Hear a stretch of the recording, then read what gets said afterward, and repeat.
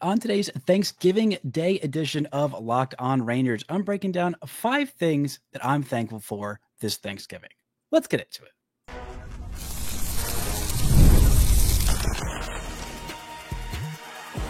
You are Locked On Rangers, your daily Texas Rangers podcast, part of the Locked On Podcast Network, your team every day.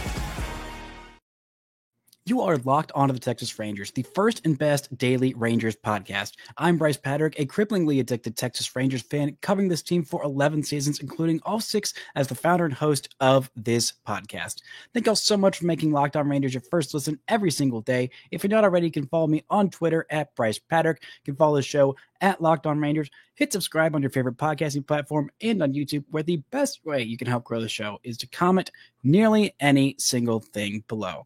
Now, before we get into the 5 things baseball related that I'm thankful for this Thanksgiving Day, this episode is brought to you by FanDuel. You can start the season with a big return on FanDuel. New customers can place a $5 bet and you'll get started with $150 in bonus bets if your first $5 bet wins. Visit FanDuel.com to get started. Now, on today's show, it is Thanksgiving. So every single year I do this Thanksgiving edition of Locked On Rangers, reminding myself and reminding you, but more myself, of what I'm thankful for. And, last year, I had a little bit more to be thankful for after a World Series championship. This year, it's a little harder to come up with a list off the top of my head, as opposed to just saying every single baseball thing that ever happened like I was last year. This year, it's a little harder, but still not too hard, because even though the results of the regular season and the postseason weren't what I was looking for, there are still at least 5 things to be thankful for this Thanksgiving Day. Now, let's get into number 1 thing I am thankful for, baseball related, because this is not just my life related, because, no one wants to hear that podcast except my mom, but she listens every day anyway. So, sorry, Mom, but I am letting myself dictate the content. The number 1 thing I'm thankful for, baseball related, this Thanksgiving Day in 2024 is, well, I'm still grateful that the Texas Rangers won the 2023 World Series, especially after a very frustrating season, a missing the playoff season, a disappointing, underperforming, ugly, to be honest, for the most part, season in 2024. I am still incredibly thankful for those 2023 Texas Rangers winning the whole freaking thing. It was my baseball dream of all baseball dreams, of all sports dreams, of maybe not all of the dreams of my life, but it was definitely way up there of things that I was looking for, hoping for, praying for to happen in my lifetime sports-wise. Rangers winning the World Series, Texas Rangers winning the baseballing World Series, that was definitely number 1. And after the heartbreaks of 2010, 2011, 2012, 2015, 2016, 2017, even a little bit, and, the whole mess that was the 4 seasons the first 4 seasons that I did this podcast, 2019 to 2022, there was a whole lot of hopelessness there, a whole lot of frustration. And, with how narrow the window can be for these quick rebuilds, for something like this, for the Rangers just kind of slap shot, it was a good plan and it worked. But still, a lot of things had to go very, very right for the Rangers in 2023. And basically all of them except keeping Jacob deGrom healthy did. You kept Nathan Eovaldi healthy at the right time. You got enough pitchers to get you over the finish line. You signed the big free agents heading into the 2022 season. You got Bruce Bochy out of retirement. You made trades aggressively at the deadline. You made the right signings in the winter. Enough of your guys, actually pretty much your entire lineup, had career seasons, and some of those were already impressive careers. I mean, Corey Seager having the career season that he did, Adolis Garcia having the career season that he did. The only one who didn't really have one of the best seasons of their careers, well, Nathaniel Lowe didn't have the best season of his career. Still didn't really matter. Marcus Semien didn't have the best season of his career. Still a very good one. But then right when everything seemed to be, all hope seemed to be dying, all hope seemed to be lost, you come in, the little savior, Evan Carter, comes up and saves your freaking bacon we need somebody in left field to hold the rope, to hold the tide, and everything to be okay. And the fact that he comes up and plays the best, 6-7 weeks of baseball he's ever played in his freaking life, against the hardest competition he's ever faced in his freaking life, in the most pressure that he's ever faced in his freaking life, and was just amazing. And his back held up, and he hit lefties well enough, or didn't have to face lefties, or he just did everything the Rangers needed. I mean, everything in 2023 went so perfectly right. I mean, 11-0 on the road. There was a lot of moaning and whining and upsetness about the quality or whatever of the World Series in 2023, mostly by a bunch of losers whose teams lost and are very upset about that and are pretending that it's because, ratings or whatever. And granted, for the casual fan, for the casual observer that doesn't know Corey Seager or Adolis Garcia or Evan Carter, or heck, even Nathan Eovaldi, they might have thought, big whoop, who cared about the 2023 World Series? Which we did. But the one thing that will always stand the test of time, the one thing that is going to keep coming up over and over and over and over again, that made that championship so unique and will be brought up for the rest of time. Anytime some postseason team gets on a hot streak on the road, you're like, wow, this is the best since the 2023 Rangers. 11-0 on the road will never be done again. I mean, to even get 11 home games, where the road games, where the Rangers were winning all of them, to start off 4-0, 5-0, 6-0 on the road, I mean, it was just incredible. The first 4 games, all on the road, all against 99 or 100 win teams.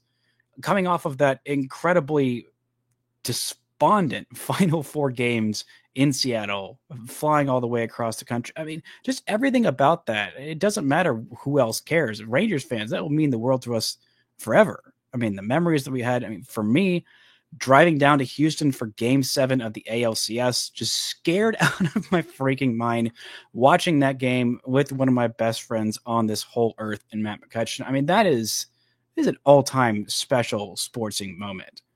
And that series, an all-time special sportsing moment for all of us who maybe will never get to see the Rangers and Astros play again in the playoffs. For my own, heart's sake, physical heart, I mean, I think I might, literally have a coronary tract explosion if I have to watch another ALCS between the Rangers and the Astros. But even then, it won't be as nerve-wracking as living or dying, because the Rangers have done it. They did the thing. They won the World Series. No more can we ever say, oh, this will never, ever happen for my team. It already did. We saw it not that long ago. And so the stakes of, oh, no, it's my team is cursed and the curse will never be broken. And, this will never, ever, ever, ever, ever happen. That's gone. And we get to hold that over Astros fans' heads, whatever amount of rings, legitimate or otherwise, they claim to have. They've never beaten the Rangers in a postseason series. And we should keep holding that over their heads for as long as it's true, which hopefully will be for the rest of time, but is true now. And the Rangers have a World Series more recently than those people. And they have a World Series. So to me, none of the, laughing at the Rangers for spending money, all of this different stuff of, oh, they overpaid for Aroldis Chapman, which they did, and it was fine, and it doesn't matter. Oh, they, goofed this thing up or that thing up, or, trading away Ian Kinsler was so stupid. Oh, 2011, David Freese, blah, blah, blah. All of that just dissipates, and it's gone forever because of this little thing right here. If you're listening, not watching, I'm holding the little mini replica World Series trophy. And also you can see the pennant that will stay there forever, or at least as long as I'm living here and recording podcasts here, of the 2023 World Series championship. It is not old on me. It is not lost on me. It has been over 365 days, I believe. I'm not going to try and do the math. It's somewhere around 390 something days, I think. Maybe 380 something. Doesn't matter. It has been less than a year and a half, less than 2 full years. And still, the magic has not, and I don't think ever will, run out. And the joy that 2023 World Series brought me, I will always be thankful. But it's not just about the past. It's about the future and about the present. Things that I am still actively grateful for and will continue to be grateful for. We'll talk about what those are right after this. This show is brought to you by FanDuel. Get ready to tackle the NFL action with FanDuel, America's #1 sportsbook. Because right now, new customers can bet $5 and get $150 in bonus bets if you win. The FanDuel Sportsbook app gives you everything you need to place bets, live bets on the NFL, all in one place. So when you get a hunch in the middle of the game, you can check out the latest stats, view live play-by-play, and so much more on the same page where you place your bets. They've got all kinds of different bets for Thanksgiving Day specials. They've got minus 290 each team to score 1+ touchdown in all 3 of the Thanksgiving Day games. They've also got minus 105, 1+ points to be scored in each quarter of all 3 Thanksgiving Day games. They got all kinds of other different bets, NFL, NBA, NHL, heck, even MLB 2025 World Series odds. They got them all there. So just visit FanDuel.com to join today. We're going to start with $150 of bonus bets if you win your first $5 bet. That's FanDuel.com.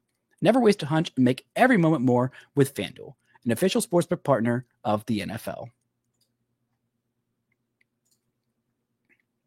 Now we're on to the number 2 thing I am thankful for on this Thanksgiving Day.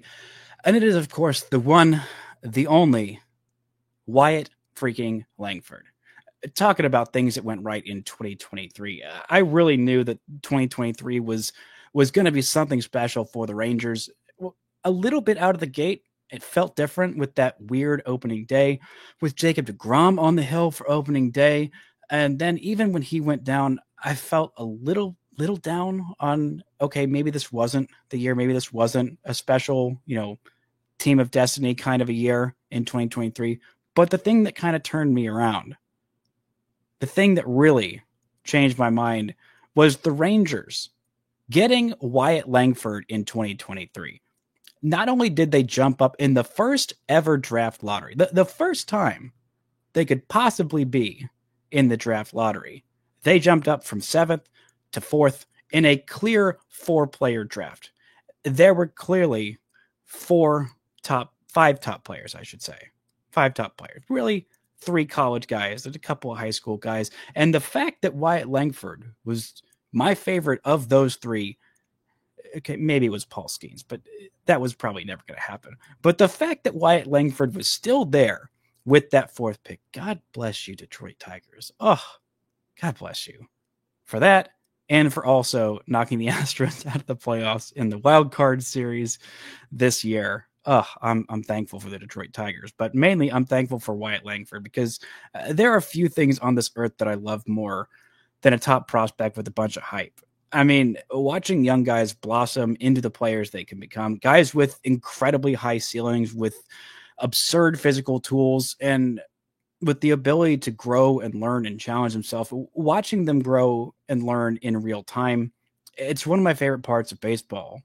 I mean, that's why I love the minor leagues so much, is just seeing these guys go from, oh, this guy could be this, to this is what he actually is, and achieving that kind of a potential.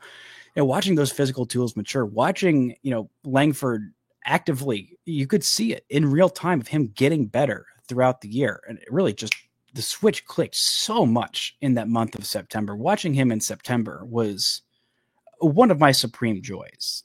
I mean, there are a few things that I wanted. There are a few things that I wanted now that the Rangers have won the World Series. Like, okay, what's the next thing? Obviously, win another World Series, but develop elite homegrown talent like a Wyatt Langford into the perpetual all-star that I think he can and will be, probably even starting in 2025. We saw that ceiling. We saw, the Rangers put out a 23-minute highlight reel, or I think it was 23 because he just turned 23 years old, which is just absolutely insane. Yeah, back on November 15th. Happy belated birthday, Wyatt Langford. Sorry, I forgot to wish it to you on your actual day. But happy Thanksgiving and belated birthday, Wyatt Langford. I am very thankful that he is a Texas Ranger, and we get to watch him hit the absolute snot out of baseballs, run real fast, make diving plays, and all kinds of glorious things that Wyatt Langford will be doing in a Texas Rangers uniform, hopefully for the entirety of his big league career, but at the very least for the next 5 years. I'm going to enjoy the absolute crap out of it. Number 3 thing I'm thankful for this Thanksgiving, is, oh boy, I am thankful for Jacob deGrom. I mean, there are few things that are as fun to watch for me as an elite ace at the top of their game, just absolutely mowing guys down. I mean, Jacob deGrom is just so special. And, it feels like just, I don't know, weird sometimes hoping and thinking about him because, like, oh, well, I don't want to get my hopes up too much because we don't know how much Jacob deGrom is going to pitch. We don't know when he's going to pitch next. We don't know how many pitches he's going to throw. We don't know if his arm's just going to explode and he's actually, just too good to be true. But when he's there on the mound, getting those 3 starts we did get to see at the big league level out of him, getting those few rehab outings, getting to watch him in person in Frisco, and then talk to him about it afterwards and ask him about his curveball and why he's not throwing his curveball. And just seeing 100 miles an hour just jump, I think it was actually 98, 99 in that start. But seeing these AA hitters just look stupid, like small children small toddlers, not even small children, little 2-year-olds holding a big league bat, trying to swing against, I don't know, me. That's about what it looked like. These poor children were helpless. These small babies of, most of them 6 foot, 200 pounds, and 25 years old. Small babies compared to one nasty Jacob deGrom. I mean, the stuff is just stupid good. It's just stupid good. And however much he does pitch next year, whatever he does through, however many starts we do get, whether it's fully healthy, 32 start, Cy Young, Jacob deGrom, or whether it's, 15, 20 start, 100, 120 inning Jacob deGrom, however many innings, however many pitches we get, every single one from Jacob deGrom is just glorious. Watching a guy with that level of stuff and that level of command, I mean, just when you see him dot up 100 miles an hour perfectly where the catcher's glove was set up, it doesn't move an inch, and it's called strike 3, and there is absolutely not a freaking thing that the batter can do about it. And then you watch him do that with a fastball. You watch him throw these just disgusting, frankly obscene, filthy, immoral sliders. Honestly, if we're getting technical about it, if we're really describing exactly what it is, it's just not of this plane of ethereal existence. It just should not be possible. And with the strain it puts on his elbow and UCL and shoulder and the whole kinetic chain, maybe it actually is too good to be true. But when you watch this guy just dot out there 92, 93, 4, 5 mile an hour slide, it's like that's human beings are not able to do that, and to do that where he wants it to. And not to mention having 3 legitimate 80 grade pitches of a fastball, a changeup, and a slider. And then the fact that he's also got that curveball that's probably a double plus pitch. Almost any other pitcher on the Rangers roster, I'd say there's, let's see, of ranking all the pitches currently on the Rangers roster, I'd say Jacob deGrom, fastball, slider, changeup, 1, 2, 3, pretty easy. Rocker's rock ball, curveball, 4. And then I honestly don't think there's another pitch that's better than Jacob deGrom's curveball. So he's got 4 of the top 5 pitches on this Rangers roster. And the only reason he doesn't have all 4 of the top 4 pitches is because Kumar Rocker's curveball is just one of the more disgusting pitches on the face of this earth right now. And Jacob deGrom is an absolute marvel. I love watching him pitch. I think it's a travesty for baseball when he is hurt, and the jokes and the Rangers spent too much money on this. It doesn't matter because they won the World Series, and it doesn't matter because it's not your money, and it doesn't matter. It does matter, actually. It is a good thing because you get to watch him pitch for your Texas freaking Rangers for the next 3 seasons, at least 2, 3, 4. However many seasons, however many pitches, however much or little it is of Jacob deGrom that is on a big league mound, he's going to be doing it for the rest of his major league career, almost certainly, unless he has a renaissance and then signs somewhere else, which I don't think is likely. He's going to be doing it for the rest of his big league career, wearing that Texas Rangers hat. And my goodness, am I so incredibly thankful for that. Speaking of pitchers, there's another couple of pitchers that I want to mention that I'm thankful for, including a 6'10" one that makes me incredibly thankful right after this.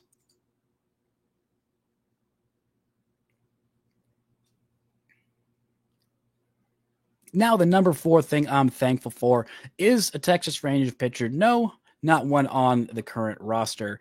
Yes, he is in the organization. He is that 6'10" man, Chris Young. Oh, I'm so thankful for that man. Oh my goodness, the things he's done, the things he has made happen, the trades, the signings, but mainly,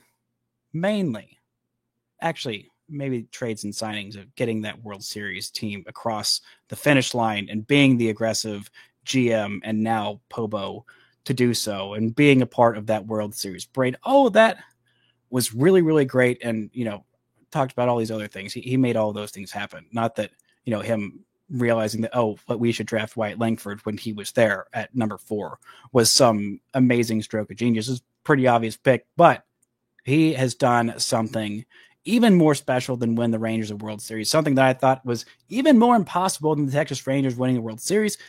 He has made this team, this farm system, a good pitching development system.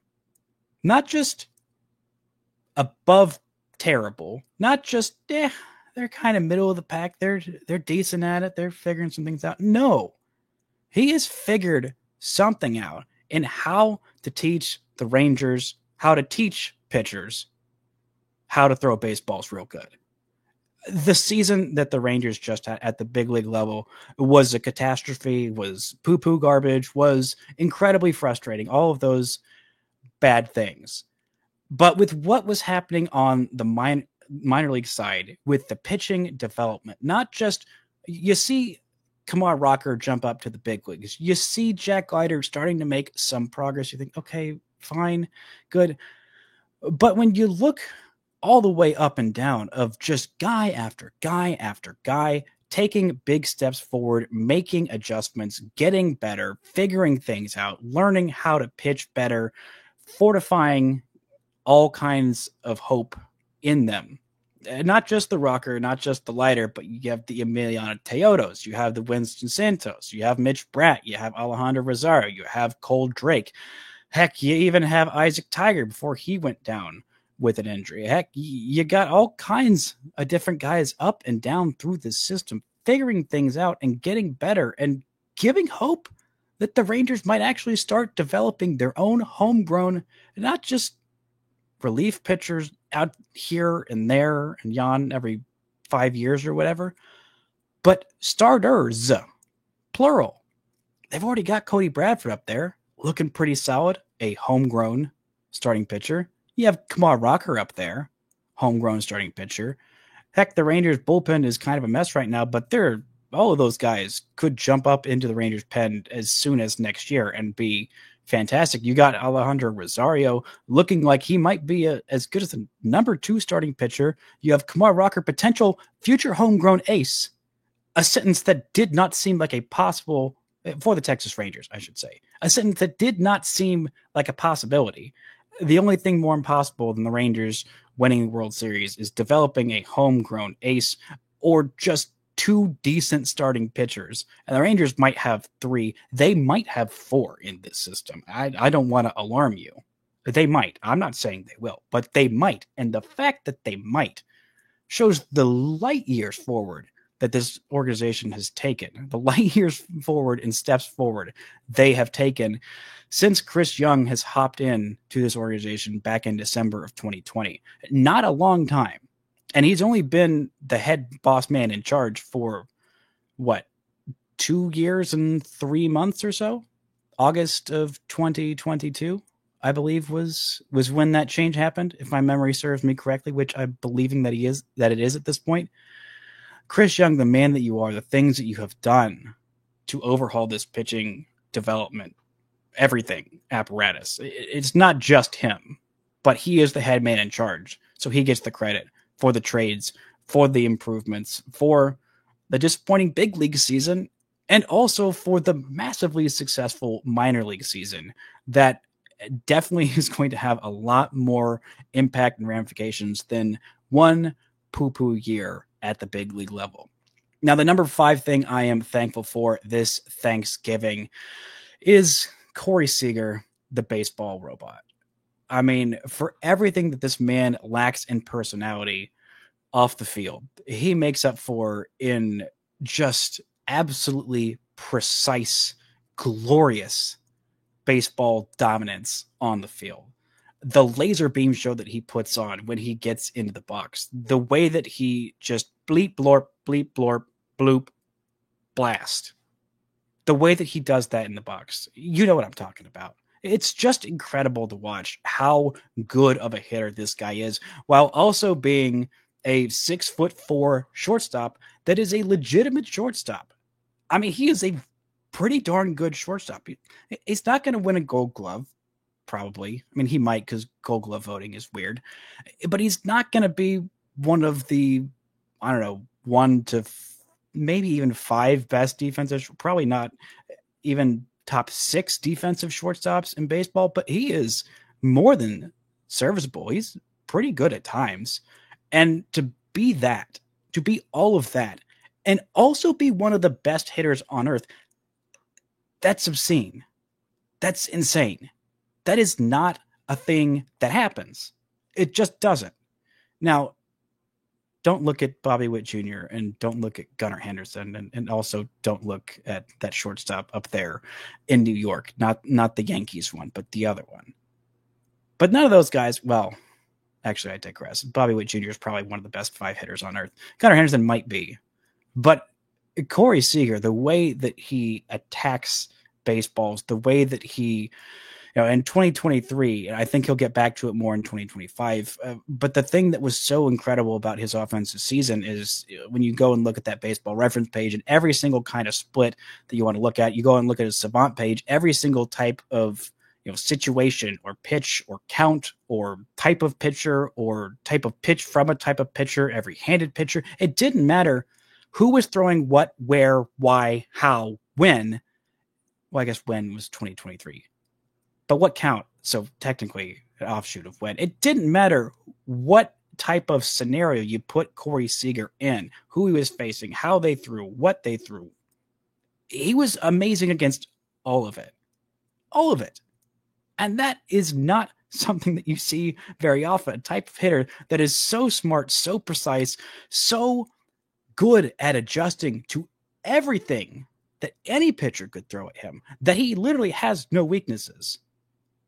That's what makes him so freaking special. That's why you sign a guy 10 years, $325 million, and it can still be an underpay because of what he delivers, not just in the everyday, but also in the big moment, in a situation where a game needs to see a high drive for it to be tied in a World Series. He does that too, and that's pretty freaking special. And there is one more bonus. I know I said 5 things I'm thankful for, but I'm just extra overflowing with thankfulness this Thanksgiving. The last thing that I'm thankful for is, forgive my sappiness, but you, dear listeners.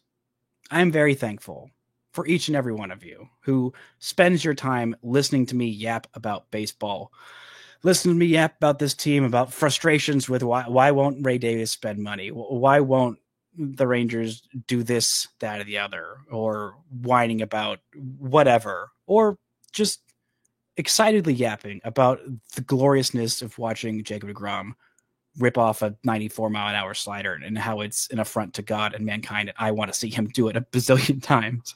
But I'm genuinely deeply grateful that I get to do this for a living, that I get paid to do this, that I have been doing this for as long as I have. And the only reason I get to keep doing it, and who knows how long I'll keep doing it, maybe forever, maybe not.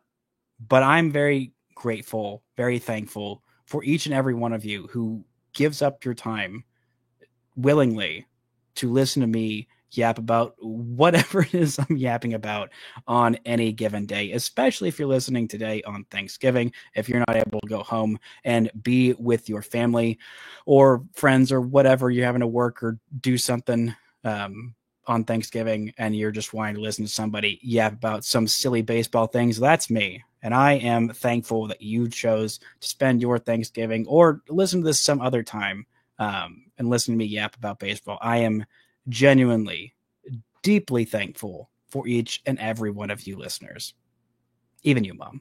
That's going to do it for today's show. Thank y'all so much for listening and subscribing. I do mean it from the bottom of my heart. And until next time, don't forget to be thankful for baseball.